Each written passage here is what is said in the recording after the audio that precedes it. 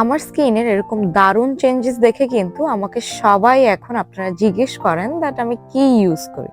মাত্র 7 দিনে 90% ব্যবহারকারী তাদের ত্বকে দারুণ পরিবর্তন দেখতে পেয়েছেন। আসসালামু আলাইকুম সবাইকে, কি অবস্থা সবার? আজকে আমি আপনাদের সাথে শেয়ার করতে যাচ্ছি ল্যাক্সিং ভিটামিন সি ব্রাইটেনিং ফেসিয়াল ক্লেনজারের একটা রিভিউ। এই ব্র্যান্ডটা কিন্তু আমাদের সম্পূর্ণ বাংলাদেশি একটা ব্র্যান্ড। সেফ ইনগ্রেডিয়েন্টস এর সাথে ইন্টারন্যাশনাল স্ট্যান্ডার্ড প্রোডাক্ট মেনটেন করে কিন্তু এই ফেস ওয়াশটা বানানো হয়েছে। আচ্ছা, ধুলোবালি, দূষণ আর স্ট্রেস কি আপনার স্কিনকে মলিন আর প্রাণহীন করে তুলেছে? কালচে দাগ, রুক্ষতা আর উজ্জ্বলতার অভাব কি আপনার চিন্তায় ফেলেছে?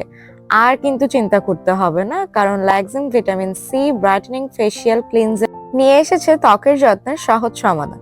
এই ক্লিনজার বা ফেস ওয়াশে রয়েছে এমন কিছু বিশেষ উপাদান যা আপনাদের ত্বকের সম্পূর্ণ যত্ন নেয়।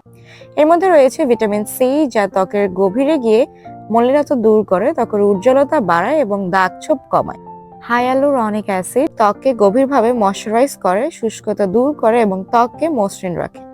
নাইসিরামাইড ত্বকের দাগ ও কালচে ভাব হালকা করে এবং ত্বককে আরো উজ্জ্বলতা করে ফেলে।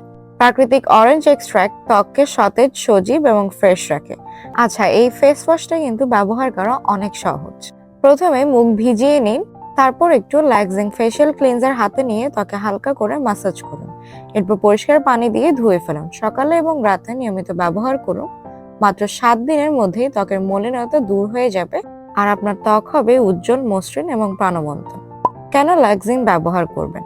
কারণ এটি ত্বকের উজ্জ্বলতা বাড়ায়, দাগ ছোপ ও কালচে ভাব কমায়, ত্বকে আর্দ্র, মসৃণ ও নরম রাখে। ল্যাক্সিমের এই প্রোডাক্টটা কিন্তু lab tested, BSTI approved, made in Bangladesh with safe ingredients and international standard products. Reasonable price and active ingredients দিয়েই কিন্তু তৈরি করা হয়েছে।